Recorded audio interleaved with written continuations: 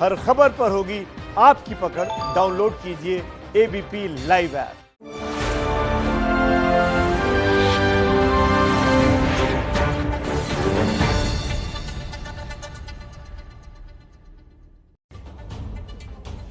नमस्ते भारत में आपका स्वागत है। एक बार फिर से दिन की खबरों की शुरुआत कर लेते हैं और खबरों की शुरुआत करते हैं कोरोना काल में कोरोना संक्रमण की जद से। यानी कि हम आपको अब देश दुनिया के आंकड़े दिखा देते हैं कि कोरोना संकट ने किस तरह से पूरी दुनिया को अपनी जद में ले रखा है। हम आपको आंकड़ों की नजर से दिखाते हैं। ये देखिए दुनिया का नक्शा आपके सामने, अमेरिका का डाटा आपको दिखाने जा रहे हैं हम।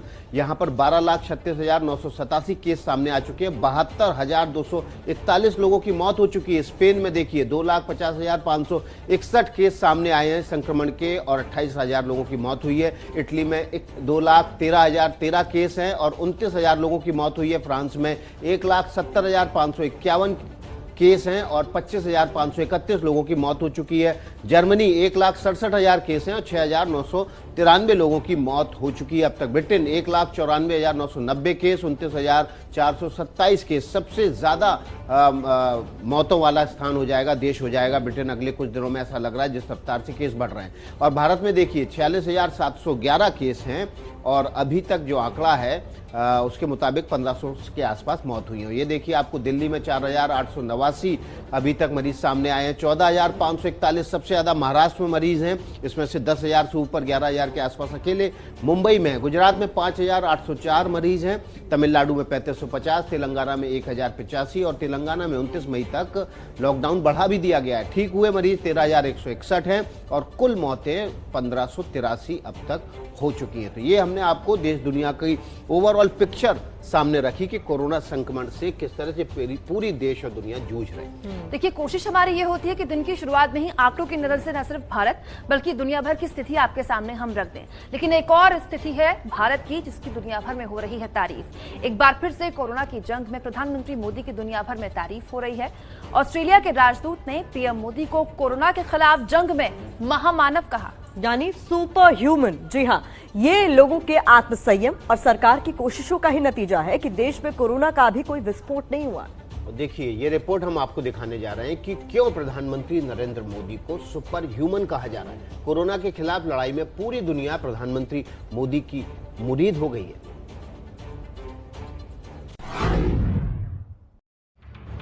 कोरोना के खिलाफ पीएम मोदी को ये नाम भारत में ऑस्ट्रेलिया के राजदूत ने दिया है। भारत में ऑस्ट्रेलिया के राजदूत बेरी ओफेरल को सुनिए, वो क्या कह रहे हैं। Your Prime Minister is almost superhuman because in addition to managing a pandemic in the world's second largest country, he seems to find time every day to reach out to world leaders across the globe, and that is truly impressive. पुर्तगाल के PM Antonio Costa ने भी PM Modi की तारीफ की है। उन्होंने tweet में लिखा, भारत जैसे विशाल जनसंख्या वाले देश में कोरोना को रोकने के लिए पीएम मोदी को बधाई। इससे पहले जनवरी से अप्रैल के बीच हुए सर्वे में मोदी ने दुनिया के बड़े राष्ट्राध्यक्षों को पीछे छोड़ा था। अमेरिका की ग्लोबल टेक्नोलॉजी और मीडिया कंपनी मॉर्निंग कंसल्ट ने कोरोना के खिलाफ मोदी को नंबर 1 पर रखा है। इस लिस्ट में ऑस्ट्रेलिया के प्रधानमंत्री स्कॉट मॉरिसन भी मोदी से पीछे थे। अमेरिकी राष्ट्रपति की रेटिंग -3 थी, जबकि जापान के पीएम शिंजो आबे की रेटिंग -33 थी। फ्रांस के राष्ट्रपति एमेन्युअल मैक्रो की रेटिंग -21 थी।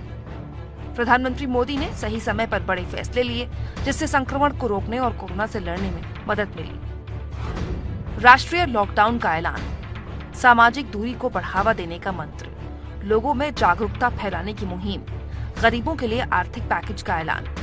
पीएम मोदी संकट के इस काल में दुनिया के लिए सबसे बड़े मददगार बनकर भी उभरे हैं। भारत ने कोरोना संकट में 123 देशों को दवाएं उपलब्ध कराई हैं। अमेरिका समेत कई देशों को हाइड्रोक्लोरोक्वीन दवा सप्लाई की गई। 4 मई को वीडियो कॉन्फ्रेंसिंग के जरिए पीएम ने गुटनिरपेक्ष देशों के नेताओं से बात की। इसके अलावा प्रधानमंत्री मोदी समय समय पर दुनिया के बड़े नेताओं के संपर्क में रहे और कोरोना के खिलाफ लड़ाई जारी रखी।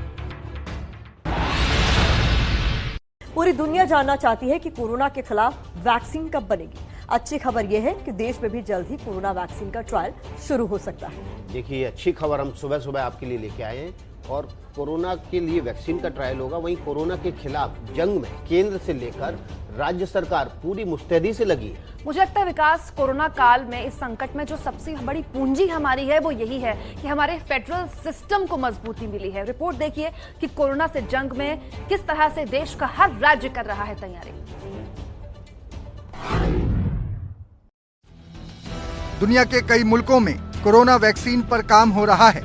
प्रधानमंत्री नरेंद्र मोदी ने भी मंगलवार को दवा बनाने, जांच और टेस्टिंग के लिए बनी एक टास्क फोर्स के साथ अहम बैठक की।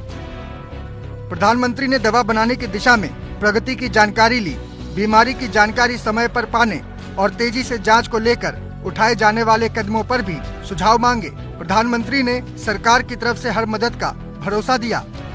अब आपको सिलसिलेवार ढंग से बताते हैं कि कोरोना को हराने के लिए क्या कदम उठाए जा रहे हैं। केंद्र सरकार ने विदेशियों को दिए जाने वाले वीजा को निलंबित रखने का फैसला लिया है। राजनयिक और दूसरे विशेष लोगों को छोड़कर सभी पर ये नियम लागू होगा। राज्यों की बात करें तो तेलंगाना के मुख्यमंत्री के चंद्रशेखर राव ने राज्य में 29 मई तक लॉकडाउन को बढ़ा दिया है। तेलंगाना में 6 जिले रेड जोन में हैं, जबकि 18 जिले ऑरेंज और 9 जिले ग्रीन जोन में हैं। मुंबई में बीएमसी ने शराब की दुकानें बंद करने का फैसला लिया है। मेडिकल और राशन के अलावा सभी गैर जरूरी दुकानें बंद रहेंगी। सामाजिक दूरी के नियमों के उल्लंघन के बाद बीएमसी ने यह फैसला लिया। मुंबई के बीकेसी एमएमआरडीए ग्राउंड में राज्य के सबसे बड़े क्वारंटीन सेंटर को बनाने का काम तेजी से चल रहा है, जिसका जायजा लेने खुद मुख्यमंत्री उद्धव ठाकरे पहुंचे। जिस तरह से चीन के वुहान में 10 दिन में 1000 बेड वाला अस्पताल बनाया गया था, उसी तेजी से यहाँ क्वारंटीन सेंटर बन रहा है। हरियाणा में 2 सब्जी मंडी बंद कर दी गई है। गुरुग्राम के सब्जी मंडी में 9 कोरोना मरीजों के मिलने के बाद कस्बा पटौदी और फरूख नगर मंडी को बंद कर दिया गया है। जम्मू कश्मीर प्रशासन ने जम्मू, कठुआ और सांबा को रेड जोन घोषित किया है। इन 3 जगहों पर किसी तरह की रियायत नहीं देने का फैसला लिया गया है। सरकार ने टेस्टिंग क्षमता बढ़ाने के आदेश दिए हैं। अभी यूपी में जांच की क्षमता 5000 की है। कोरोना से रिकवरी रेट की बात करें तो औसत 33% है, जो कि राष्ट्रीय औसत 27% से ज्यादा है। कोरोना के बढ़ते खतरे को देखते हुए झारखंड में नगर निकायों के चुनाव स्थगित कर दिए गए हैं। झारखंड में साल 2015 में पिछला निकाय चुनाव हुआ था, जिसकी अवधि अब पूरी हो चुकी है। बेंगलुरु से आज रवाना होने वाले सभी ट्रेन रद्द कर दी गई हैं। कर्नाटक सरकार ने इसके लिए रेलवे को चिट्ठी भी लिखी है। दावा है हमारा, सुबह सुबह दिन की शुरुआत में इतने ताजा अपडेट्स आपको और कहीं नहीं मिल सकते। अब आपको हम बताते हैं कि किस राज्य में कौन सी राहत वहां की आवाम को दी गई है, क्योंकि देखिए राज्य सरकारों को अब ताकत दी गई है कि वो अपने स्तर पर फैसले ले। चंडीगढ़ में सुखना झील और रोज गार्डन खोल दिया गया है। हालांकि अगर आप जाएं तो एहतियात बरत कर ही जाइएगा। सुखना झील इलाके में मॉर्निंग वॉक की इजाजत लोगों को दे दी गई है। करीब 40 दिन से ऊपर का वक्त हो गया, लोग घरों में ही कैद हैं। लखनऊ में आज से निजी दफ्तर खोलने की इजाजत दे दी गई है कुछ शर्तों के साथ। यूपी में ग्रीन जोन बस चलने लगेंगी आज से, तो काफी हद तक जनजीवन सामान्य करने की कोशिश अब हो रही है। बिहार में मैट्रिक की कॉपियों की जांच आज से शुरू हो जाएगी, लेकिन कॉलेज और स्कूल अभी भी बंद है देश भर में। चेन्नई में हुंडई के प्लांट में काम आज से शुरू हो जाएगा। ये बहुत ही महत्वपूर्ण था, क्योंकि मारुति सुजुकी के इतिहास में पिछला महीना प्रतिमा ऐसा रहा कि एक भी गाड़ी नहीं बिकी। बिल्कुल, और देखिए ये बहुत अहम जानकारी कुमकुम आपको दे रही थी, और इसका मकसद ये ताकि आप जान सके कि किस स्तर पर किस तरीके के एहतियात बरते जा रहे हैं और कहां-कहां रियायतें दी जा रही हैं। चलिए बढ़ते हैं अगली खबर की तरफ, और अगली खबर एक सवाल पैदा कर रही है। कोरोना महामारी के बीच भारत के लिए एक अच्छी खबर आई है। जी हां, इसीलिए हमने इस खबर को देखिए नाम दिया है कोरोना पर MY का वार। CSIR ने कोरोना मरीजों की इम्यूनिटी यानी कि प्रतिरोधक क्षमता बढ़ाने वाली ड्रग MY का क्लिनिकल ट्रायल शुरू कर दिया है। जी हां, और MW का क्लिनिकल ट्रायल शुरू हुआ, ये अच्छी खबर है। एबीपी न्यूज संवाददाता प्रफुल्ल श्रीवास्तव ने CSIR के डायरेक्टर जनरल से बात की है। ये रिपोर्ट देखिए और समझिए। हम लोगों को 3 ट्रायल्स की परमिशन मिली है ड्रग कंट्रोलर जनरल इंडिया से, DCGI से। वो एक MW नाम का फॉर्मुलेशन आता है, माइकोबैक्टीरियम W बोलते हैं इसका। तो 3 ट्रायल्स है और वो अलग अलग जगह पे चल रही है, जैसे कि PGI Chandigarh, AIIMS new Delhi और एम्स भोपाल में। तो ये ट्रायल शुरू हो गई है, इसकी ट्रायल शुरू हो। इसके जो 3 ट्रायल्स है वो अलग अलग है, उसके अपने अपने अलग हिस्से है। पहला जो ट्रायल है वो क्रिटिकली इल पेशेंट्स को है, जो शुरू हो चुका है वो ट्रायल। वो हम लोग 50 लोगों में ट्रायल कर रहे हैं कि जो लोग ऑलरेडी वेंटिलेटर पे है और क्रिटिकली इल है उनके ऊपर। दूसरा ट्रायल जो है वो अस्पताल में एडमिट किए लोगों पर, लेकिन अभी तक क्रिटिकली इल नहीं हुए हैं, ताकि उनको बचाया जाए कि वो क्रिटिकली इल होने से पहले उनको अगर बचाया जा सकता है तो।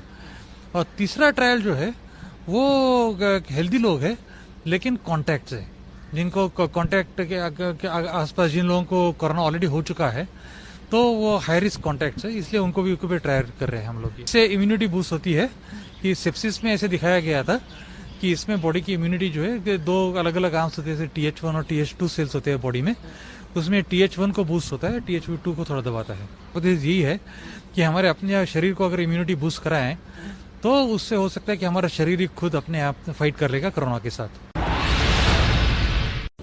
इस बीच अमेरिका से एक बड़ी खबर आ रही है, जान लीजिए। अमेरिका से बड़ी खबर यह है कि हमने आपको बताया था कि वहां स्थिति कुछ बेहतर हो रही है, जो मौत के आंकड़े हैं या फिर संक्रमण के आंकड़े हैं उसमें कुछ कमी देखी गई थी, हालात सुधर रहे थे। लेकिन इस बीच खबर यह आई है कि एक दिन में 2300 से ज्यादा मामले वहां पर सामने आ चुके हैं। अमेरिका से इस वक्त की बड़ी खबर है कोरोना संक्रमण पर।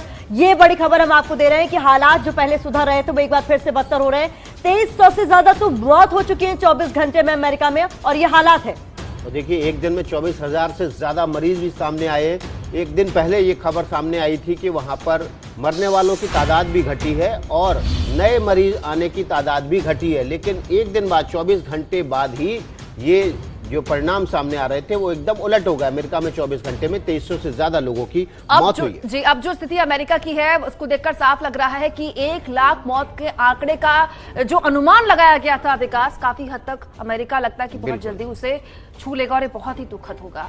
एक तरफ देश में कोरोना संक्रमितों का आंकड़ा लगातार बढ़ रहा है तो दूसरी तरफ शराब की दुकानों के भारी भीड़ नजर आ रही है। पिछले 3 दिन से लगातार नमस्ते भारत में ही हम आपको देश के हर राज्य की तस्वीर दिखाते हैं। सुबह सुबह लोग 6 बजे से लाइन में लग जाते हैं, लोग दुकान खुलने से पहले ही दुकानों के बाहर इकट्ठा हो रहे हैं। लोग शराब खरीदने के लिए सोशल डिस्टेंसिंग यानी कि सामाजिक दूरी के नियम का भी उल्लंघन कर रहे हैं। इसीलिए हमने आपके लिए एक रिपोर्ट लेकर आए हैं। ये आप रिपोर्ट देखिए कि जो सेहत के लिए बहुत हानिकारक है वो कैसे सरकार की कमाई का सबसे बड़ा जरिया है। देखिए रिपोर्ट।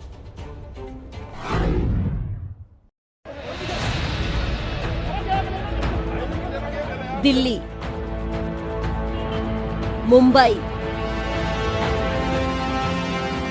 गाजियाबाद, हरिद्वार, चंपावत, देश भर में शराब की दुकानों के बाहर कुछ इसी तरह की लंबी लाइन देखने को मिली। इन्हें कोरोना के संक्रमण का डर नहीं है, इन्हें इंतजार है बस अपने नंबर का। दिल्ली में शराब 70% महंगी हुई तो आंध्र प्रदेश ने भी शराब की कीमतों में 75% की बढ़ोतरी कर दी, लेकिन भीड़ जस की तस है। उत्तर प्रदेश और मध्य प्रदेश में भी शराब की दुकानों के बाहर भारी भीड़ नजर आई। लोगों ने जमकर सामाजिक दूरी के नियम का मजाक बनाया। यूपी के कानपुर से बीजेपी सांसद सत्यदेव पचौरी और साहिबाबाद के बीजेपी विधायक सुनील शर्मा ने शराब बेचने को लेकर सीएम योगी को चिट्ठी लिखी है। पचौरी कह रहे हैं कि शराब की बिक्री पूरी तरह से बंद हो, तो सुनील शर्मा का कहना है कि शराब की कीमत बढ़ाकर इसकी ऑनलाइन डिलीवरी की जाए। छत्तीसगढ़ में तो सरकार ने ऑनलाइन डिलीवरी का फैसला भी कर लिया है। कोरोना बीमारी है, भीड़ नहीं करना है, इसको देखते हुए हम लोग इस व्यवस्था को चालू किया है। क्या व्यवस्था चालू किया है? वही ऑनलाइन बेचना, घर पहुंचाना। तो ये पूरी प्रक्रिया क्या होगी मंत्री जी? होम डिलीवरी, एक लड़का मतलब रजिस्टर करने के बाद ये लेकर जाएगा, पहुंचाएगा, और दुकानों में भीड़ नहीं लगाना है? दुकान में भी आएंगे, लेकिन मैं थोड़ा भीड़ कम करने के लिए। लॉकडाउन 3 के पहले दिन हरियाणा में शराब की दुकानें नहीं खुली, लेकिन आज से हरियाणा में भी शराब की दुकानें खुल गई। सुबह 7 बजे से शाम 7 बजे तक हरियाणा में शराब की दुकानें खुली रहेंगी। खट्टर सरकार ने शराब पर 2 रुपए से लेकर 50 रुपए तक कोरोना सेस भी लगाया है।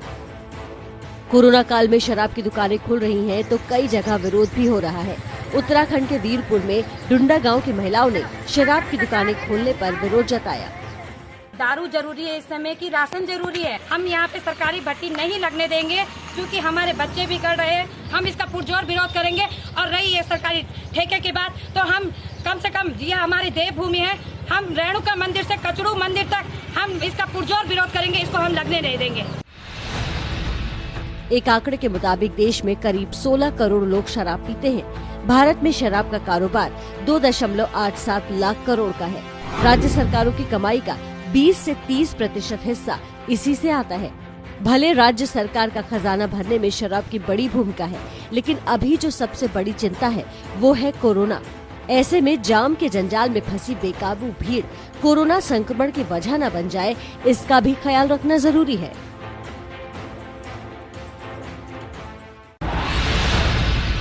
कोरोना महामारी से बचने के लिए सरकार हर कोशिश प्रयास कर रही है, लेकिन लोग लापरवाही बरत रहे हैं। और इसी लापरवाही से जुड़ी हुई ये रिपोर्ट हम आपके लिए लेकर आए ताकि आप समझ सके कि पूरा माजरा क्या है। दरअसल बहराइच में 2 कोरोना संदिग्ध आइसोलेशन सेंटर से फरार हो गए। और देखिए, कई जगह से खबर आपने सुनी होगी कि लोग आइसोलेशन सेंटर से, क्वारंटीन सेंटर से फरार हो गए, लेकिन बहराइच की खबर कुछ अलग है। पुलिस जब एक फरार संदिग्ध को पकड़ने के लिए पहुंची तो संदिग्ध ने सड़क पर जमकर ड्रामा किया।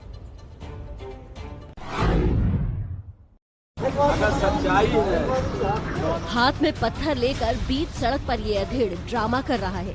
चारों तरफ पुलिस वाले खड़े हैं। सुरक्षा के लिहाज से पुलिस ने बैरिकेडिंग की है।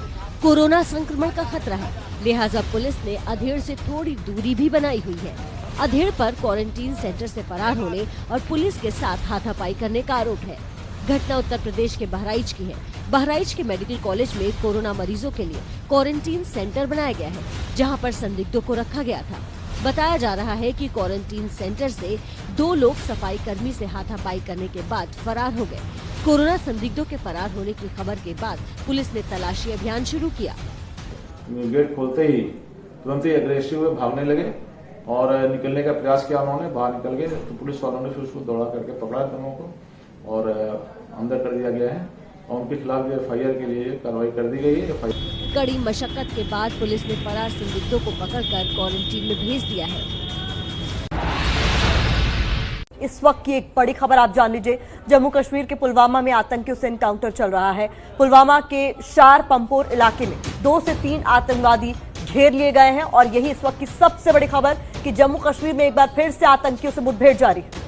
देखिए, लगातार तीसरा दिन है जब जम्मू कश्मीर में आतंकियों से मुठभेड़ की खबर सामने आ रही है। सार पंपोर इलाके में सुरक्षा बलों ने आतंकियों को घेर लिया है। माना जा रहा है कि 2 से 3 आतंकी इस जगह पर हैं जहां पर शार पंपोर में घेराबंदी करके सुरक्षा बलों ने घेरा हुआ है आतंकियों को। अपडेट लेंगे हमारे संवाददाता आसिफ कुरैशी से। आसिफ, रात भर से एनकाउंटर चल रहा है, ताजा जानकारी दीजिए। देखिए, आज सुबह से अभी तक फायरिंग फिर से नहीं हो रही है और रात को जब सुरक्षा बलों ने इस जगह की घेराबंदी की थी तो यहाँ पे छुपे मिलिटेंट्स ने सुरक्षा बलों पर फायरिंग कर दी थी, जिसके बाद कॉर्डन किया गया। रात भर कॉर्डन कायम रखने के बाद सुबह से एक बार फिर से सुरक्षा बलों ने तलाशी अभियान चलाया है, लेकिन अभी तक मिलिटेंट्स की तरफ से सुरक्षा बलों पर कोई फायरिंग नहीं की गई है, इसीलिए तलाशी अभियान को जारी रखा गया है। मैं बता दूं कि जिस जगह पे ये मुठभेड़ चल रही है वो जंगल का इलाका है और यहाँ पे जंगल में छुपे हुए मिलिटेंट्स के खिलाफ ये ऑपरेशन चल रहा है। इसीलिए सुरक्षा बल हंदवाड़ा वाली गलती यहाँ पे ना दोहराते हुए संयम से काम लेते हुए धीरे धीरे इस ऑपरेशन को आगे बढ़ा रहे हैं। हालांकि जब तक मिलिटेंट्स की तरफ से कोई हरकत नहीं होती है तब तक उनके खिलाफ ऑपरेशन सफल नहीं हो सकता, इसीलिए सुरक्षा बल भी धीरे धीरे इस कॉर्डन को टाइट करके मिलिटेंट्स की उस जगह पे पहुंचने की कोशिश कर रहे हैं। जी, बहुत शुक्रिया आपका आसिफ कुरैशी। आगे भी अपडेट आपसे हम लेते रहेंगे। तो बड़ी बात जो आसिफ बता रहे हैं कि हंदवाड़ा वाली गलती इस बार सुरक्षा बल नहीं करना चाहते, पूरा वक्त ले रहे हैं, टाइम बाय कर रहे हैं। बिल्कुल, हंदवाड़ा में यही हुआ था। आतंकियों ने धोखा देने के लिए सुरक्षा बलों के साथ गोलीबारी बंद कर दी और उसके बाद अचानक से गोलीबारी शुरू की, जिसमें हमारे 5 सैनिक ने शहीद हो गए। चलिए, सर्वोच्च बलिदान से जुड़ी एक और खबर आपको दिखा देते हैं। ऐसे वक्त में जबकि देश एक भीषण महामारी से जंग लड़ रहा है, जम्मू कश्मीर में 4 दिनों में 8 जवान अपनी शहादत दे चुके हैं। देखिए, 4 दिन 8 जवान, ये है सर्वोच्च बलिदान। ये हमारे जवानों का देश के लिए सबसे बड़ा बलिदान है। लेकिन किसी घर का इकलौता कमाऊं बेटा चला जाएगा तो उस परिवार पर क्या बीतेगी, आप समझ सकते हैं। तस्वीरों ने हम सबको रुलाया। हम सब ने वो तस्वीरें देखी जब उनको अंतिम विदाई दी जा रही थी। गाजीपुर के शहीद अश्वनी कुमार यादव की दास्तान कुछ ऐसी ही है। जाहिर है इकलौते कमाने वाले थे तो उनसे उम्मीदें और उन पर जिम्मेदारियां बहुत थी, लेकिन अब परिवार के हिस्से में सिर्फ आंसू रह गए।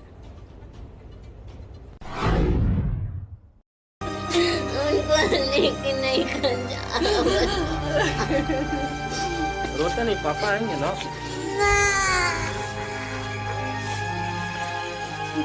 पापा कुछ मांगी थी, साइकिल या कुछ? क्या बोले थे पापा? लेकिन नहीं खंजा। इस पीड़ा का कोई अंत नहीं है, इन आंसुओं का कोई मोल नहीं है।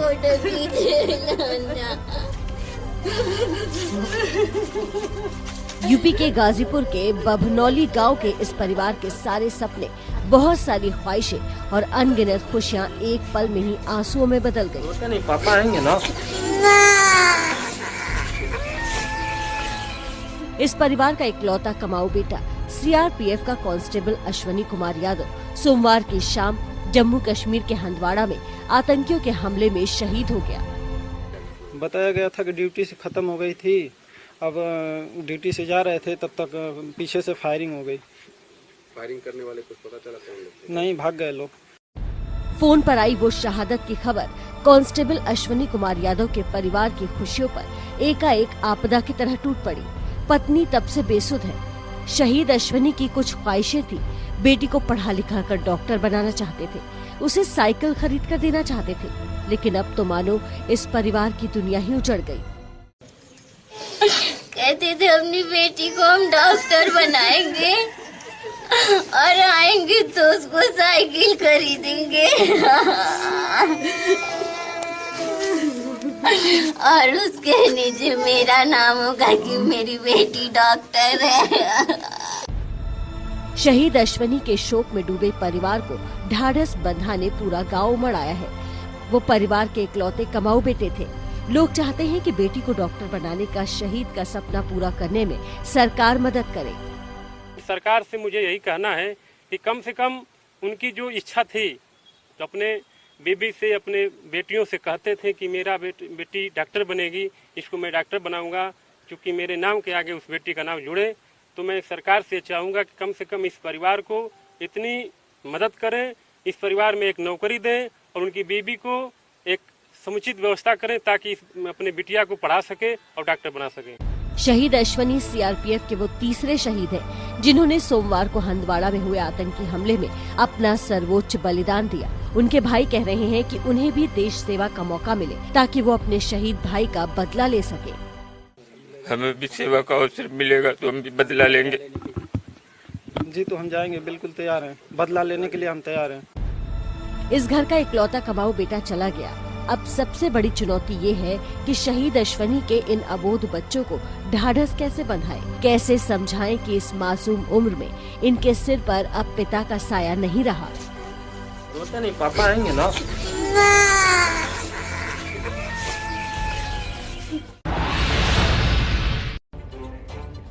तस्वीरें ऐसे कि कलेजा मुंह को आ जाए। हंदवाड़ा में जिन सैनिकों ने अपना सर्वोच्च बलिदान दिया उनमें शहीद दिनेश सिंह गौर भी थे। जी, शहीद दिनेश सिंह का कल उनके पैतृक गांव में अंतिम संस्कार कर दिया गया। उनका पार्थिव शरीर उसी आंगन से उठा जहां वो खेल कूद कर बड़े हुए थे। वो विडंबना देखिए कि जीते जी शहीद दिनेश के गांव तक सड़क नहीं पहुंच पाई थी। अब उनकी शहादत के बाद सड़क बनाने का भी ऐलान हो गया है।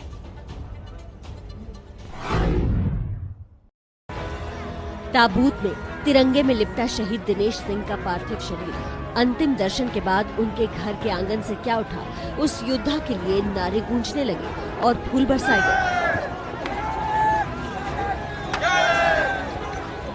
जिस आंगन में हंस खेल कर दिनेश सिंह पले बढ़े और फौज में जाने के काबिल बने, उसी आंगन में उस बहादुर का पार्थिव शरीर पहुंचा तो आंसुओं का समंदर उमड़ पड़ा।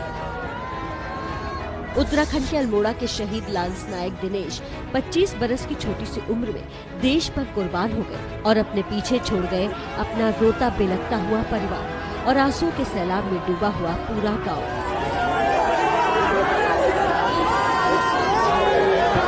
जम्मू कश्मीर के हंदवाड़ा में आतंकियों के साथ हुई मुठभेड़ के दौरान जो 5 सैनिक शहीद हुए थे, उनमें अल्मोड़ा के भनोली तहसील के मिरगांव के दिनेश सिंह भी शामिल थे।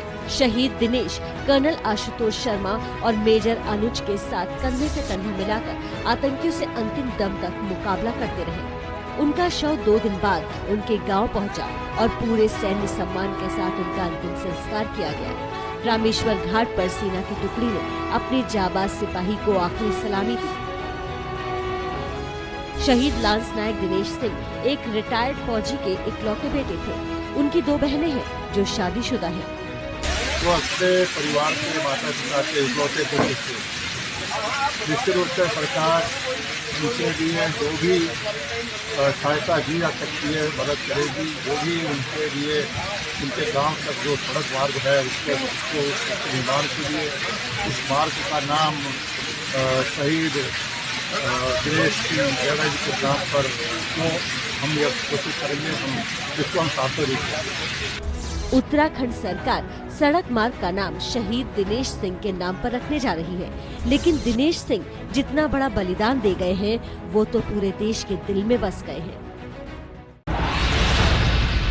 बिहार के औरंगाबाद के सीआरपीएफ के शहीद संतोष कुमार मिश्रा की दास्तान भी कम रुला देने वाली नहीं। वो तो घर आने वाले थे, लेकिन शहीद संतोष कुमार वर्मा ने छुट्टी पर घर आने की पूरी तैयारी कर ली थी, तभी लॉकडाउन हो गया। वो संतोष अपने घर आ नहीं पाए। इन तस्वीरों को जिसने भी देखा उसकी आंखें नम हो गई। उनके घर पहुंची तो उनकी शहादत की खबर, वो भी फोन से। आज शहीद संतोष कुमार मिश्रा का पार्थिव शरीर उनके घर पहुंचने वाला।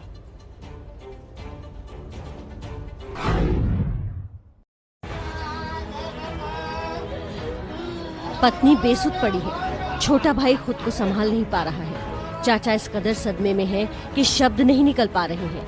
6 साल का अबोध बेटा अभी कुछ भी समझ पाने की स्थिति में नहीं है कि ये सब क्या हो रहा है। बिहार के औरंगाबाद के देवराहा गांव में सीआरपीएफ के शहीद संतोष कुमार मिश्रा का घर आंसू में डूबा है। संतोष की शहादत के बाद उनका पूरा परिवार बिलख रहा है।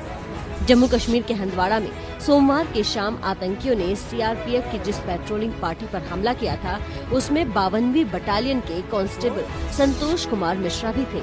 उस हमले में शहीद हुए 3 जवानों में वो भी एक थे। शहीद के बड़े भाई ने बताया कि संतोष छुट्टी पर अपने घर आने वाले थे, लेकिन लॉकडाउन की वजह से ऐसा संभव नहीं हो पाया। 3 बजे के अंतराल में हम बात किए थे उससे जी, संतोष जी से जी। फिर उसके बाद में वो एक बैग मतलब हमको न्यूज मिला कि वो शहीद हो गया। वो तो छुट्टी आने वाला था, लेकिन लॉकडाउन की वजह से वो नहीं आ पाया। औरंगाबाद के मिश्रा परिवार के लिए इससे बड़ी तकलीफदेह बात और क्या होगी कि उनका बेटा जो छुट्टी पर घर आने वाला था, अब ताबूत में तिरंगे में लिपटा हुआ उसका पार्थिव शरीर घर पहुंचेगा। संतोष के चाचा को भी ये मलाल रह गया कि वो फोन पर आखिरी बार अपने भतीजे की आवाज नहीं सुन पाए। कल नहीं हुई थी? नहीं हो पाया। इसके पहले कब बात हुई है आपको? मेरा बच्चा है, देखिए उनसे बराबर बात है। लोग के साथ उसका मोबाइल मेरे पास उसका मोबाइल रहता नहीं, सब बात करता, वीडियो से बात करता हुआ। शहीद संतोष कुमार मिश्रा के घर में उनकी पत्नी दुर्गा है, माँ है और 2 छोटे बेटे हैं। 2 भाई हैं, लेकिन ये दिलेर सिपाही एक हंसते खेलते परिवार को बिलखता हुआ छोड़कर देश पर कुर्बान हो गए हैं।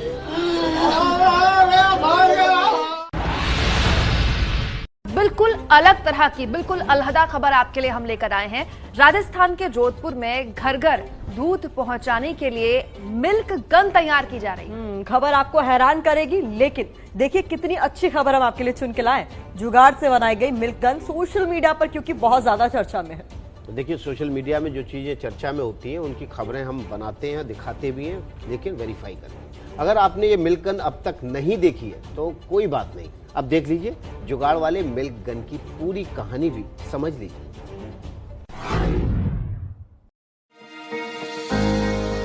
कोरोना के संकट काल में घर घर दूध पहुंचाने के लिए संजय गोयल ने ये जुगाड़ वाली मिल्क गन तैयार की है।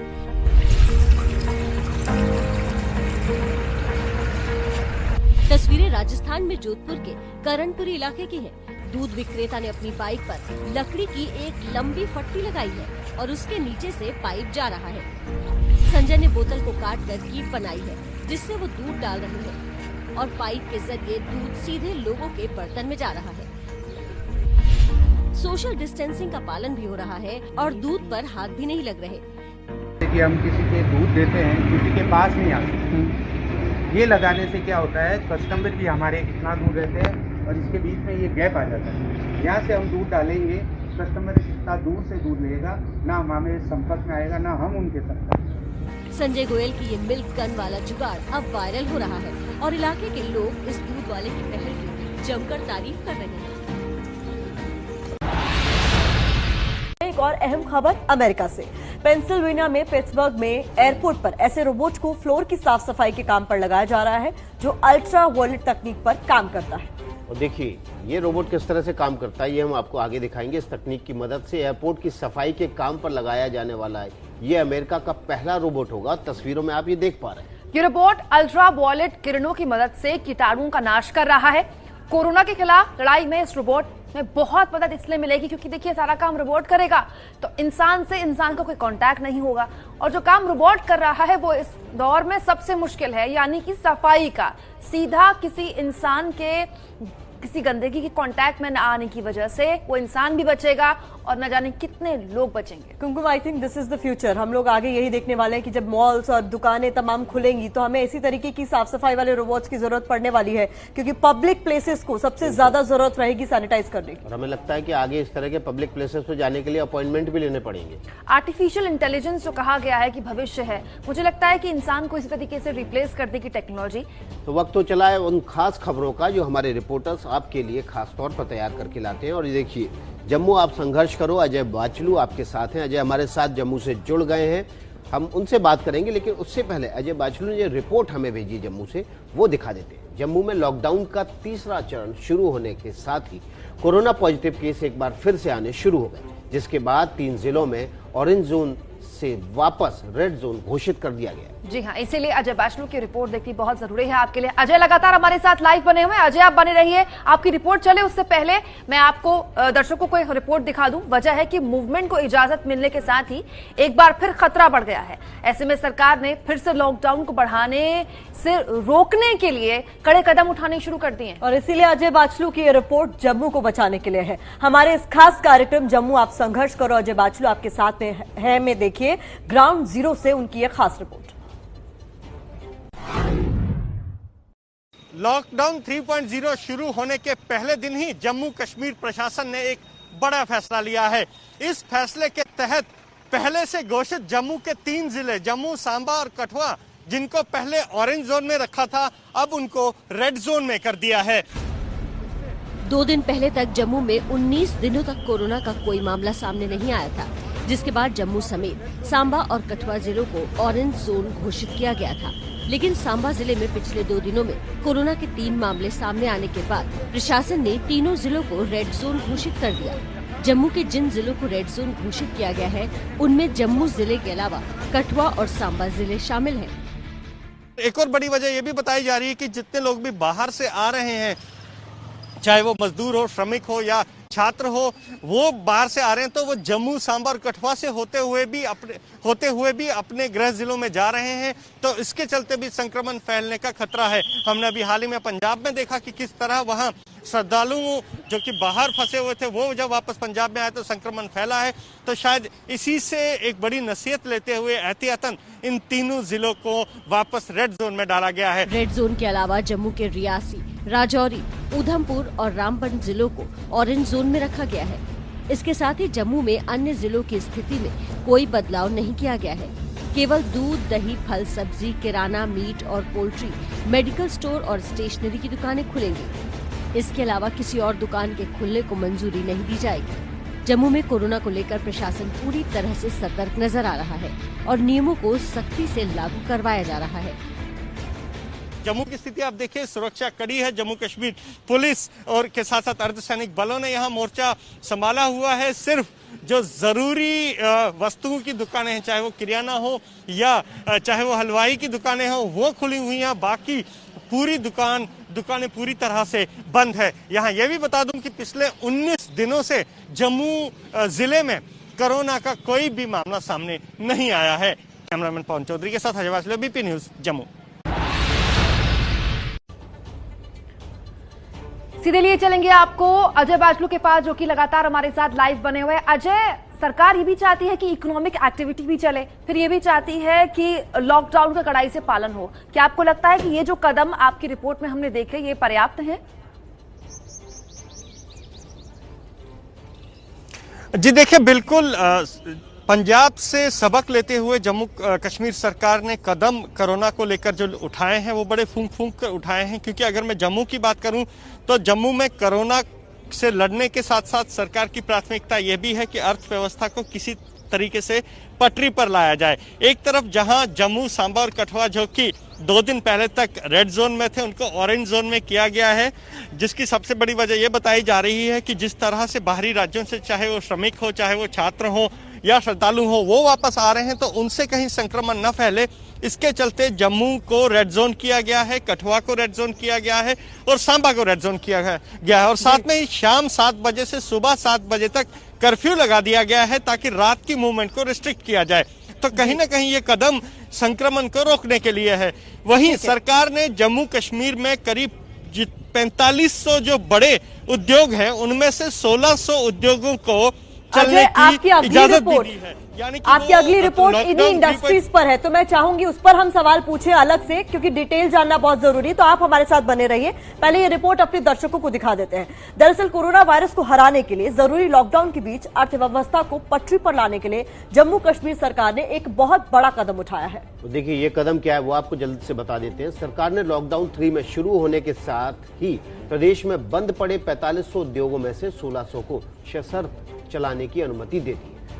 इन सब के बीच उद्योगों से जुड़े लोग सरकार के इस कदम का स्वागत कर रहे हैं, लेकिन उनका यह भी कहना है कि सरकार कोरियर को मंजूरी दे दे और ट्रांसपोर्टेशन के काम में और ढील दे ताकि इसका पूरा फायदा लोग उठा पाए। कोरोना वायरस को हराने के लिए देश भर में लॉकडाउन 3.0 शुरू है। जम्मू में हालांकि लॉकडाउन का असर यह हुआ है कि जम्मू पहले ऑरेंज जोन में था, लेकिन जैसे ही लॉकडाउन 3.0 शुरू हुआ है जम्मू को वापस रेड जोन में डाला गया है ताकि कोरोना के संक्रमण को रोका जा सके। लेकिन इसी बीच जम्मू में उद्योग जगत से जुड़ी एक बड़ी अच्छी खबर सामने आई है कि जम्मू में लॉकडाउन 3.0 शुरू होने के बावजूद उद्योग जगत ने काम शुरू कर दिया है। हम इस समय जम्मू के एक बड़ी दवाइयों की फैक्ट्री में हैं और यहां आप देख सकते हैं कि सरकार ने लॉकडाउन के दौरान यहां पर दवाइयों के साथ साथ कुछ अन्य जो जरूरी सामान बना रही हैं उन कंपनियों को काम करने की इजाजत दे दी है। लॉकडाउन के तीसरे चरण की शुरुआत होने के साथ ही जम्मू कश्मीर सरकार ने अर्थव्यवस्था को पटरी पर लाने के लिए बड़ा कदम उठाया है। प्रदेश के उद्योग विभाग ने जम्मू और श्रीनगर में जरूरी वस्तुओं के उत्पादन में लगे उद्योगों को चलाने की सशर्त इजाजत दे दी है। इसके साथ ही प्रदेश सरकार ने दवाइयों के उत्पादन में लगी कंपनियों को 60% कर्मचारियों की हाजिरी को भी स्वीकृति दे दी है। जम्मू कश्मीर उद्योग विभाग के आयुक्त सचिव मनोज कुमार द्विवेदी के मुताबिक ये कदम लॉकडाउन के चलते बिगड़ रही अर्थव्यवस्था को पटरी पर लाने के लिए उठाया गया है और जम्मू में 1100 और कश्मीर में 500 उद्योगों को काम करने की इजाजत दे दी गई है। इससे हमने ये कोशिश की है कि जो हमारी जितनी जरूरत की चीजें हैं उनकी मैन्युफैक्चरिंग जो है वो यहाँ पर किसी भी तरह से प्रभावित ना हो। जो इसके अलावा आती हैं, जो म्यूनिसिपल यूनिट्स में एरियाज़ में जो यूनिट्स आती हैं और बहुत सारे जो चीज़ें हैं वो हम केस टू केस बेसिस पे एनालाइज कर रहे हैं और हमारी कोशिश यही है कि जितनी भी, चाहे वो कंस्ट्रक्शन का मटेरियल मैन्युफैक्चरिंग हो, चाहे वो एसेंशियल सप्लाईज की मैन्युफैक्चरिंग हो, ड्रग्स, फार्मास्यूटिकल्स, एनिमल फीड, इन सभी को हम फैसिलिटेट कर सकें। उद्योग विभाग की माने तो अर्थव्यवस्था को पटरी पर लाने के लिए विभाग ने एक खाका तैयार किया है, जिसके चलते उद्योगों को चलने की इजाजत दी गई है। विभाग का दावा है कि ऐसा रोड मैप तैयार किया गया है कि जिससे उद्योग अपनी पूरी क्षमता से उत्पादन कर सके। अर्थव्यवस्था का एक बहुत ही अहम, मैं कहूँगा, मुद्दा है कि हमारी जो मैन्युफैक्चरिंग इंडस्ट्रीज हैं वो जल्दी से जल्दी काम करें और उसमें भी जो एसेंशियल मैन्युफैक्चरिंग थी हमने सबसे पहले उन्हीं को परमिशंस दी ऑपरेट करने की, जिसमें फार्मास्यूटिकल्स थी, उसके अलावा जो एसेंशियल सप्लाईज करते थे।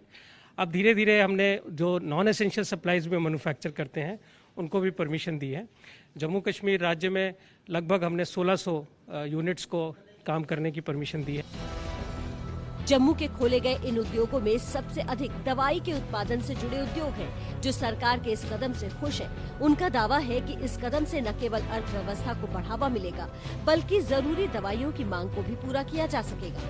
हालांकि खोले गए उद्योगों से जुड़े लोगों का दावा है कि अभी उन्हें कर्मचारियों के पास सामान भेजने के लिए कुरियर सेवाओं के उपलब्ध न होने से दिक्कत हो रही है। जो सबसे बड़ी जो इशू है, जो कम्यूटिंग और ट्रांसपोर्टेशन का जो सवाल है, उसके लिए हमें गवर्नमेंट से और थोड़ा सा उनको लिबरल होना पड़ेगा, सपोर्ट देना पड़ेगा।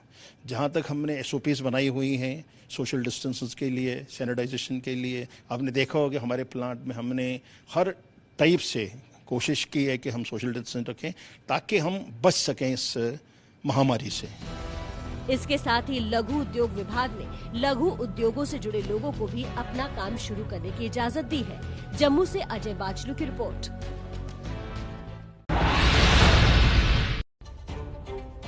अजय बाचलू की आपने रिपोर्ट देखी, सीधे अजय बाचलू के पास चलते हैं। अजय, पूरे देश में जो ट्रांसपोर्टेशन है उसको काफी रियायत मिली हुई है, छूट मिली हुई है, लेकिन आपकी स्टोरी देखने पर ये लगा कि ट्रांसपोर्टेशन को लेकर वहां पर कुछ मसले हैं और छूट पूरी तरह से नहीं मिली हुई है। आवश्यक सामान के अलावा जो भी फैक्ट्रियां हैं उनके सामान की आवाजाही की क्या वहां पर कोई रोक है अभी भी?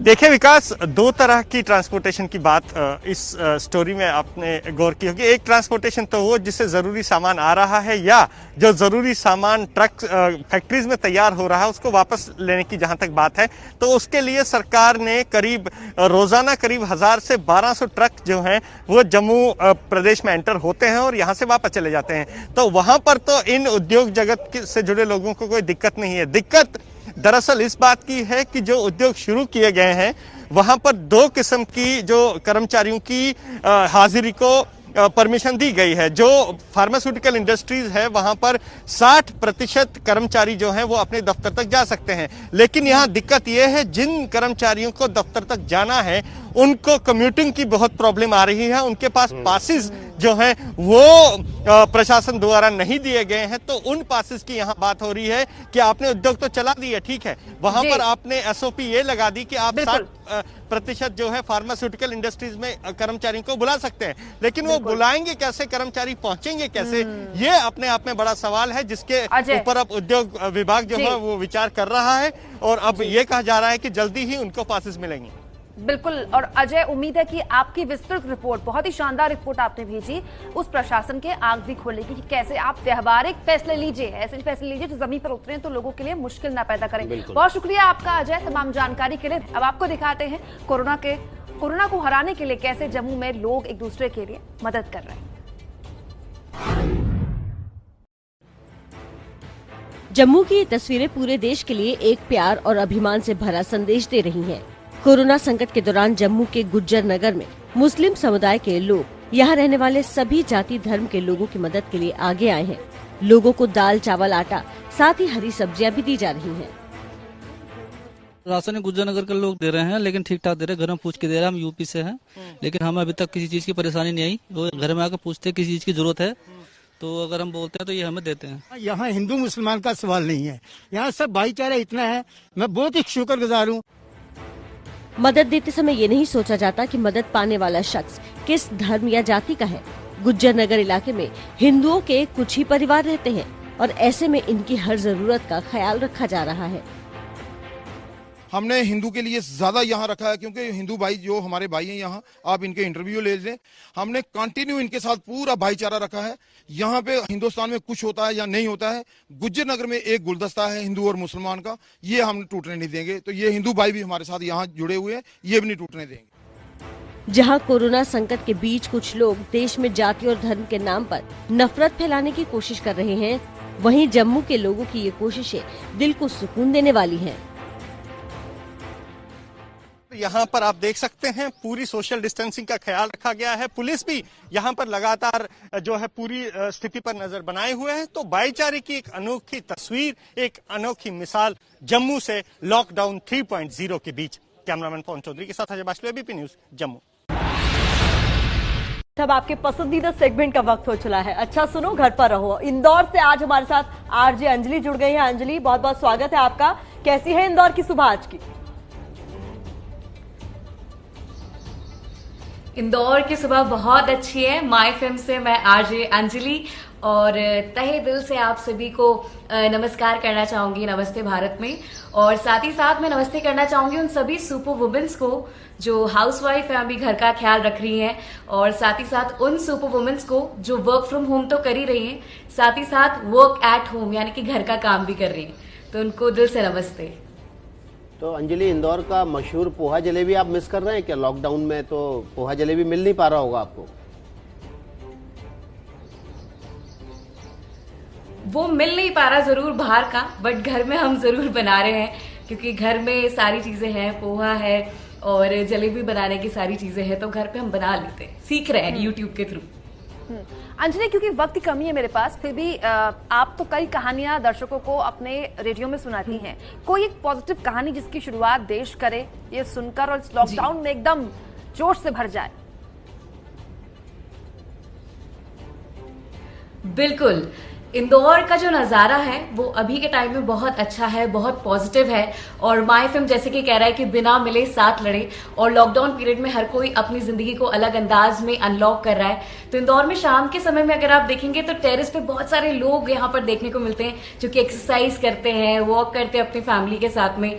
साथ ही साथ यहाँ पे टेरेस पे आपको तंबोला देखने को मिलेगा, जो लोग स्पीकर पे खेल रहे होते हैं। तो एक बहुत अच्छी पॉजिटिविटी की मिसाल देते हैं इंदौर में लोग, जो कि बहुत अच्छा लगता है ये देखकर। जी बिल्कुल अंजलि, हमारे साथ जुड़ने के लिए आपका बहुत बहुत शुक्रिया। देखिए अंजलि की बातों से इतना तो साफ है कि लॉकडाउन को आप नेगेटिव संदर्भ में मत देखिए। देखिए बहुत कुछ हमें वापस भी मिल गया। अच्छी बात बताई अंजलि ने कि लोग लाउड स्पीकर लगाकर और छतों पे तंबोला खेल रहे हैं, और ऐसी तस्वीरें विदेश से भी आ रही थी, खूब आ रही थी। बिल्कुल। तो ब्रेक के बाद नमस्ते भारत में आपका स्वागत है। बढ़ते अगली खबर की तरफ। अगली खबर जम्मू कश्मीर से आ रही है। जम्मू कश्मीर से बड़ी खबर आ रही है। पुलवामा में आतंकियों के एनकाउंटर में सुरक्षा बलों को कामयाबी मिली है। पुलवामा के शहर पंपोर इलाके में एक आतंकी को मार गिराया सुरक्षा बलों ने। एनकाउंटर रात भर से चल रहा था, तो एक बड़ी कामयाबी मिली है सुरक्षा बलों को। पुलवामा में रात भर चले एनकाउंटर में शहर पंपोर इलाके में एक आतंकवादी को मार गिराया गया है। बता दें आपको, इससे पहले नमस्ते भारत में ही हमने इनकाउंटर को लेकर पूरी जानकारी आपके सामने रखी थी। सुरक्षा बल बहुत एहतियात के तौर पर वहां सर्च ऑपरेशन कर रहे हैं। आसिफ कुरैशी हमारे साथ ज्यादा जानकारी के साथ फोन लाइन पर जुड़ गए। आसिफ, अभी का ताजा अपडेट। पहले सेना की तरफ से ये पुष्टि कर दी गई है कि एक मिलिटेंट को इस मुठभेड़ में अभी तक मार गिराया गया है। उसका शव और हथियार बरामद कर लिए गए हैं, लेकिन सुरक्षा बलों का ये कहना है कि अभी भी 1 से 2 मिलिटेंट इस इलाके में मौजूद हैं, इसीलिए ऑपरेशन जारी है। साथ ही बता दूं कि पुलवामा में ही एक और जगह जो रियाज नाइकू का गांव है, जो कि हिजबुल मुजाहिदीन कमांडर है, वहां पे भी रात भर से तलाशी अभियान चल रहा है। और सुरक्षा बलों की ये आशंका है कि हिजबुल मुजाहिदीन का कश्मीर प्रमुख रियाज नाइकू गांव में ही मौजूद हैं, और इसीलिए इस पूरे इलाके की भी गहन तलाशी ली जा रही है। लेकिन यहाँ पे किसी मुठभेड़ की अभी तक खबर नहीं है। लेकिन शार्ट गांव जो कि पुलवामा में पड़ता है, यहाँ पे मुठभेड़ अभी भी जारी है और सुरक्षा बलों का ऑपरेशन लगातार जंगली इलाके में चल रहा है। जी, तो ये जो आतंकी है जंगल में कब से डटे हुए थे? पुलिस को और सुरक्षा बलों को कब जानकारी मिली कि ये लोग यहाँ पर छिपे हुए हैं, और किस वक्त रात में इनकाउंटर शुरू हुआ? देखिए, रात तकरीबन 8 बजे के करीब सुरक्षा बलों को ये जानकारी मिली थी कि शार्ट गांव के पास कुछ मिलिटेंट आए हुए हैं, जिसके बाद सुरक्षा बलों की कुमक यहाँ पे भेजी गई और गांव को घेरे में लेने की कोशिश की गई। लेकिन सुरक्षा बलों को देखते हुए मिलिटेंट जो थे वो गांव से निकलकर पास के ही जंगली इलाके में घुस गए, लेकिन सुरक्षा बलों ने इस जंगली इलाके की भी घेराबंदी कर दी। जी, बहुत शुक्रिया आपका तमाम जानकारी के लिए। बड़ी बात यह है कि इस ऑपरेशन में न सिर्फ सेना को बड़ी कामयाबी मिली है, देश का एक दुश्मन ढेर हुआ है, बल्कि इस पूरे ऑपरेशन में कश्मीर पुलिस भी सेना का साथ दे रही है। देश की राजधानी दिल्ली से आ रही है बड़ी खबर। दिल्ली के मुडगा थाना के पास पीवीसी मार्केट में लॉकडाउन के बावजूद तीसरे दिन भी भयानक आग की तस्वीरें डराने वाली है। 36 दमकल की गाड़ियां इस वक्त मौके पर मौजूद हैं। आप देखिए क्या भयानक मंजर, यहाँ इतना धुआं कि दूर से दिखाई दे रहा है। देखिए रात 2:30 बजे ये आग लगी थी। पीवीसी प्लास्टिक का कबाड़ है, अभी आग पर काबू नहीं पाया गया, और ये तस्वीरें बता रही हैं कि 36 फायर ब्रिगेड की गाड़ियां अगर मौके पर है तो कितनी भयावह ये आग होगी। और देखिए दिल्ली का मुंडका इलाका है, वहां पर ये मार्केट में जो पीवीसी से जुड़ा कबाड़ इकट्ठा किया जाता है, कबाड़ खरीद के यहाँ पर रखा जाता है, बड़े बड़े गोदाम है और यहाँ पर लगातार तीसरे दिन आग लगी है। 36 गाड़ियां आग पर काबू पाने की कोशिश कर रहे हैं, लेकिन पीवीसी में आग इतनी भयंकर लगी हुई है कि रात 2:30 बजे लगी आग अभी तक पूरी तरह से बुझा नहीं पाए हैं फायर ब्रिगेड। 4.5 घंटे से ऊपर का वक्त अब होने को है, लेकिन अब तक आग नहीं बुझा पाए हैं फायर कर्मचारी। बड़ी बात आपको ये बता दें कि पूरा का पूरा इलाका इंडस्ट्रियल है, अगर आग फैल गई तो स्थितियां बहुत निकट हो जाएंगी। 36 गाड़ियां इस वक्त मौके की दमकल पर मौजूद हैं, तो आप समझ सकते हैं कि हालात कितने संगीन होंगे। फूक फूक का कदम आगे रख रहे हैं दमकल कर्मचारी, क्योंकि आग इतनी विराट, इतनी भयानक है। आप देखिए कि क्या धुआं, बिल्कुल काला धुआं, और ये काला धुआं आसपास में विजिबिलिटी भी कमजोर कर रहा होगा। तस्वीरें देखकर ये साफ है कि ये आग अभी जल्दी नहीं बुझ पाएगी, कोशिश पूरी की जा रही है। 36 फायर टेंडर्स मौके पर मौजूद हैं और ये भयानक तस्वीरें बता रही हैं कि किस तरीके के हालात वहां होंगे। धुआं पूरे इलाके में फैल गया है और देखिए आम लोगों की भीड़ भी यहां पर साफ तौर पर देखी जा सकती है। खाड़ी देशों में लाखों भारतीय रहते हैं, लॉकडाउन की वजह से यहाँ वे फंस भी गए। पिछले कई दिनों से ये लोग भारत सरकार से मदद की गुहार लगा रहे थे। विदेश में फंसे इन भारतीयों को वापस लाने के लिए अब भारत सरकार बड़े स्तर पर ऑपरेशन चलाने वाली है और इस ऑपरेशन को, जिसकी हम बात कर रहे हैं, कई चरणों में अंजाम दिया जाएगा। सबसे पहले आपको दिखाते हैं पहले चरण में क्या कुछ होने वाला है। लॉकडाउन की वजह से 12 देशों में फंसे करीब 14,800 भारतीयों की स्वदेश वापसी के मेगा ऑपरेशन को 7 मई से कुछ इस तरीके से अंजाम दिया जाएगा। अलग अलग देशों से उड़ानें भारत के 10 अलग अलग राज्यों के एयरपोर्ट पर पहुंचेंगी। इस अभियान के लिए एयर इंडिया की 40 और एयर इंडिया की सहयोगी विमान कंपनी एयर इंडिया एक्सप्रेस की 24 उड़ानें अलग अलग देशों में जाएंगी। अब आपको बताते हैं कि किन देशों के लिए कितनी उड़ानें भेजी जाएंगी। संयुक्त अरब अमीरात के लिए 10 उड़ानें, कुवैत के लिए 5, ओमान, कतर और बहरीन के लिए 2-2 उड़ानें, ब्रिटेन, अमेरिका, बांग्लादेश और मलेशिया के लिए 7-7 उड़ानें, सिंगापुर के लिए 5 और फिलीपींस के लिए भी 5 उड़ानें रवाना होंगी। इस तरह से पहले चरण की इस यात्रा के लिए यात्रियों को किराया देना होगा, जैसे लंदन से मुंबई, अहमदाबाद, बेंगलुरु या दिल्ली के लिए 50,000 रुपए किराया निर्धारित किया गया है। अमेरिका के शिकागो से दिल्ली या हैदराबाद का किराया प्रति व्यक्ति 1 लाख रुपए है। दुबई से अमृतसर, कोची, दिल्ली का किराया 13,000 रुपए है। सिंगापुर से दिल्ली और अहमदाबाद का किराया 20,000 रुपए प्रति यात्री है। पहले चरण में सफर को मुफ्त न रखने को लेकर केंद्रीय नागरिक उड्डयन मंत्री हरदीप सिंह पुरी ने कहा कि शुरुआती चरण में सफर को मुफ्त करने से वो लोग भी किराया नहीं देंगे जो सक्षम है। इस पर बाद में विचार किया जाएगा। लेकिन कांग्रेस ने किराया वसूलने पर आपत्ति जताई है। कांग्रेस के संगठन महासचिव केसी वेणुगोपाल ने आरोप लगाया कि विदेशों में फंसे भारतीयों को वापस लाने के लिए सरकार 3 गुना किराया वसूल रही है। ये अमानवीय है। लेकिन केंद्रीय नागरिक उड्डयन मंत्री हरदीप सिंह पुरी ने इस पर भी तर्क दिया है। हरदीप सिंह पुरी, नागरिक उड्डयन मंत्री: हम सब्सिडाइज की जगह कमर्शियल किराया वसूल रहे हैं। एयर इंडिया पहले से ही सरकार से हर महीने मिलने वाले 500 से 600 करोड़ की सब्सिडी की मदद से चल रही है। ज्यादातर निजी विमान कंपनियां नुकसान उठा रही हैं। तो एक बहुत बड़ी राहत साबित हो सकती है ये रेस्क्यू ऑपरेशन, कह सकते हैं आप इसे, क्योंकि ये लोग वहां फंसे हुए हैं और चाहते हैं वतन वापस आना, और इसके लिए सरकार जरूरी कदम उठा रही है। पहले चरण में कितने भारतीयों को वापस लाने की तैयारी है, पूरा प्लान अब हम आपको समझा रहे हैं। तो सबसे पहले आपको बताते हैं कि किस चरण में किस देश से कितने लोगों को, कितने नागरिकों की वतन वापसी होगी। आपको बता देते हैं, संयुक्त अरब अमीरात से, अबू धाबी से, दुबई से और शारजा से 2000 लोगों को, यानी यूएई से 2000 लोगों को वापस लाने की तैयारी है। सऊदी अरब से 1000 लोगों को वापस लाने की तैयारी है, जिसमें बहुत सारे देश जो है छोटे छोटे वो इसमें शामिल हैं। कतर से 400 लोगों को वापस लाने की तैयारी की जा रही है। इसके अलावा आपको बता दें, बहरीन से भी 400 लोगों को वतन वापस लाने की तैयारी की जा रही है एयर इंडिया के विमान से। इसके अलावा कुवैत से 1000 लोगों को वापस लाने की तैयारी की जा रही है। बात करें ओमान की, तो यहां से 450 भारतीयों को वापस लाने की तैयारी की जा रही है, और ये पहले चरण की हम बात कर रहे हैं। अलग अलग चरणों में ये पूरा अंजाम दिया जाएगा, लेकिन विदेश में फंसे हुए लोगों को काफी हद तक राहत मिलने वाली है। बांग्लादेश बांग्लादेश से भी 1400 लोगों को विमान के जरिए वापस लाने की तैयारी की जा रही है। इसके अलावा फिलीपींस में 1250 लोगों को वापस लाने की तैयारी की जा रही है। सिंगापुर से भी 1250 लोगों को, भारतीयों को वापस लाने की तैयारी है। देश मलेशिया में 1750 लोग जो फंसे हुए हैं भारतीय, उनको वापस लाने की तैयारी है। यूके में भी 1750 लोग फंसे हुए हैं जो वापस आना चाहते हैं, उन्हें वापस लाने की तैयारी की जा रही है। अमेरिका की बात करें जहां हालत बहुत ज्यादा खराब है, 2100 भारतीयों को वहां से वापस लेने की तैयारी सरकार कर रही है और इसको अंजाम दिया जाएगा पहले चरण में। तो बहुत सारे लोगों को राहत पहले चरण में मिल जाएगी। बहुत अहम जानकारी दी आपको प्रतिमा ने, बताया किस तरह से अरब के तमाम देशों से भारतीयों को वापस देश की वतन वापसी के लिए रेस्क्यू ऑपरेशन चलाया जा रहा है बांग्लादेश से। इसके अलावा मालदीव से भी भारतीयों को बाहर निकाला जाएगा। भारत सरकार विदेशों में फंसे अपने नागरिकों की स्वदेश वापसी के लिए हर मुमकिन कोशिश कर रही है और इस कोशिश को देखिए हमने नाम क्या दिया है, भारतीयों की रक्षा का ऑपरेशन समुद्र सेतु।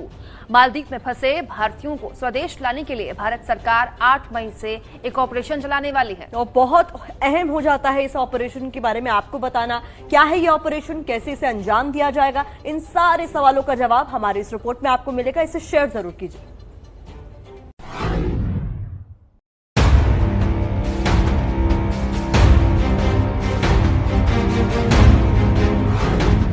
केरल के कोच्चि बंदरगाह से मालदीव की राजधानी माले के बंदरगाह तक 900 किलोमीटर का सफर तय कर 1000 भारतीयों को स्वदेश वापस लाने के लिए भारतीय नौसेना ने काम शुरू कर दिया है। ऑपरेशन समुद्र सेतु। ऑपरेशन समुद्र सेतु यानी समुद्र तट और समुद्र के बीच युद्धपोतों के जरिए एक पुल बनाना। इस ऑपरेशन को अंजाम देंगे भारतीय नौसेना के ये 2 युद्धपोत, INS जलश्व और INS मगर। आपके मन में सवाल होगा कि मगर और जलश्व ही क्यों? तो इसके लिए आपको इन दोनों की खासियत जाननी होगी। INS जलश्व और INS मगर को जानिए। INS जलश्व और INS मगर एम्फीबियस जहाज है। एम्फीबियस मतलब समंदर तट पर रेत तक जा सकते हैं। इसकी वजह से लोगों को सीधे तट से इन जहाजों में बिठाया जा सकता है। बड़े जहाज से यात्री लाने के लिए बंदरगाह जरूरी है। INS जलश्व मगर पर क्रू के अलावा 500 लोग आ सकते हैं। इसलिए ऑपरेशन समुद्र सेतु के पहले चरण में माले से 1000 लोगों का ही रेस्क्यू हो सकेगा। बाकी फंसे लोगों को लाने के लिए कई और चक्कर लगाने होंगे। अब आपको बताते हैं कि रेस्क्यू के लिए क्या एहतियात बरते जाएंगे, क्या कुछ सुविधा रहेगी और कब से लोगों की वापसी होगी। सभी लोगों की मेडिकल स्क्रीनिंग होगी। कोरोना से जुड़े सभी प्रोटोकॉल का पालन होगा। क्रू और लोगों के लिए राशन के साथ अन्य जरूरी सामान मौजूद है। 8 मई से फंसे लोगों की स्वदेश वापसी होगी। कुछ इसी तरह से खाड़ी देशों में फंसे भारतीयों को भी स्वदेश लाने की तैयारी हो रही है। वायुसेना के 30 विमान पूरी तरह से तैयार हैं। बस सरकार के निर्देशों का इंतजार है। चले एक और अहम खबर आपको बता देते हैं। विदेशों से प्रवासी भारतीयों को लाने के लिए सरकार 2 योजनाओं पर समानांतर काम कर रही है। एक तो वतन वापसी के लिए मेगा ऑपरेशन और दूसरा प्रवासियों की वतन वापसी के बाद की मुश्किलों के मौके में बदलने की तैयारी। देखिए, चलिए आपको समझाते हैं कि कैसे केंद्र सरकार इस मुश्किल वक्त में मुश्किल मौके को तब्दील कर रही है मौके के रूप में। विदेशों से लौट रहे कामगारों कारीगरों को देश की ताकत बनाया जा सके, इसलिए सरकार ने कुछ कोशिशें की। देखिए, और इसीलिए हम कह रहे हैं कि कैसे प्रवासियों की मुश्किल को मौका बनाने की कोशिश के तौर पर सरकार इस वक्त को भांप रही है। समझिए इसे हम क्यों कह रहे हैं। वतन वापसी करने वालों का डेटाबेस बनाया जाएगा। डेटाबेस में क्षमताओं का जिक्र होगा, जो लोग वापस आ रहे हैं, कौशल क्षमता है, दक्षता की जानकारी है। तो ये इसलिए कि ये लोग भारत के अब काम आ सकते हैं वतन वापसी के बाद। देश की ताकत बढ़ाने वाला प्लान भारत सरकार का है। न सिर्फ इन लोगों की वतन वापसी होगी, बल्कि इन क्षमताओं को पहचानने की जोर आजमाइश। राज्यों के साथ साझा डेटाबेस होगा। कौशल विकास मंत्रालय को इसका डेटा मिलेगा। श्रम मंत्रालय से भी इसका डेटा साझा किया जाएगा। कौशल विकास मंत्रालय और श्रम मंत्रालय दोनों इस डेटा को साझा करेगा और ये वाकई बहुत बड़ी कोशिश है। जी देखिए, बहुत सारी कदम उठाए जा रहे हैं ताकि लोगों को किसी तरीके की समस्या ना हो। खाड़ी देशों में नौकरियों में भारी कटौती हुई है और इन फैक्ट्रियों से निकाले गए भारतीय कामगार विभिन्न क्षेत्रों में दक्षता कर रहे हैं। तो क्यों ना इनकी दक्षता और कुशलता देश के काम आ जाए। इसलिए तो हम कह रहे हैं कि ये कोशिश प्रवासियों की मुश्किल को बहुत हद तक कम कर देगी। तो देखिए, सरकार ने क्या किया, राज्यों को उनका डेटाबेस उपलब्ध करवाएंगे जो लोग प्रवासी बाहर से आ रहे हैं, और उनको साथ में ये भी बताएगी उस डेटाबेस के साथ कि ये व्यक्ति जो दुबई से आया है, ये स्किल्ड लेबर है तो किस क्षेत्र में, ताकि राज्य सरकार वहां पर उस काम से जुड़े फैक्ट्री में या जो भी व्यापार हो या टेम्परेरी हाट तैयार की जाए वहां पर लगा सके और वो अपनी स्किल का इस्तेमाल कर सके। इस दौरान रोजगार भी कमाएगा और देश के लिए एक जरूरी कीमती सामान भी पैदा किया जाएगा। अच्छी बात ये भी है कि जो भी अपने दूसरे देश में फंसे हुए वतन वापसी कर रहे हैं भारतीय, इस मुश्किल वक्त को देख आए हैं, तो अगर उनको यहाँ कोई विकल्प मिल जाए विकास, तो क्यों कोई बाहर जाएगा। बिल्कुल, सबसे बड़ी बात यही है। हारा कोरोना, जीती जिंदगी।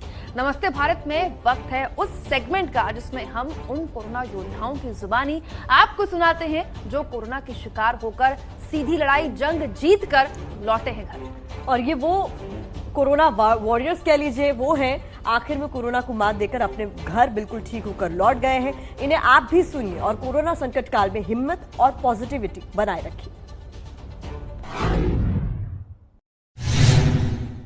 नाम फरहान नाइक है। मैं यहाँ पे 11 तारीख को आई थी। मैं कोविड पेशेंट थी। यहाँ पे इलाज बहुत अच्छे से हुआ, सब ट्रीटमेंट, सब डॉक्टर्स भी बहुत अच्छे हैं एंड अब मैं एकदम स्वस्थ होकर घर जा रही हूँ। और यहाँ थैंक्स टू द डॉक्टर्स जिन्होंने इतना कोऑपरेट करके सबका अच्छे से ट्रीटमेंट किया। मैं सबको थैंक यू बोलना चाहती हूँ जिन लोगों की वजह से हम लोग को इतना अच्छा ट्रीटमेंट मिल पा रहा है। Thank you. मुझे कोरोना हुआ था, माननीय मुख्यमंत्री और माननीय प्रधानमंत्री जी के द्वारा इंडेक्स कॉलेज के स्टाफ और समस्त लोगों ने हमारा जो ट्रीटमेंट किया, हम उनके ऋणी हैं। उन्होंने हमें नया जीवन दिया है, हमें किसी प्रकार का कोई कष्ट न हुआ, सभी सुविधाएं यहाँ उपलब्ध हुई है। हम प्रशासन और सभी के सहयोग के लिए धन्यवाद देते हैं और आशा करते हैं कि भविष्य में हमारा देश उन्नति करेगा और इस बीमारी को समाप्त कर विश्व में भारत का नाम रोशन हो। जय भारत, जय हिंद। और यहाँ पर मैं 17 तारीख को आई थी और यहाँ पर के डॉक्टर्स ने यहाँ पर हमारा बहुत अच्छे से ट्रीटमेंट किया और यहाँ पर सारी सुविधाएं दी और साफ़ सफाई भी बहुत अच्छे से हुई।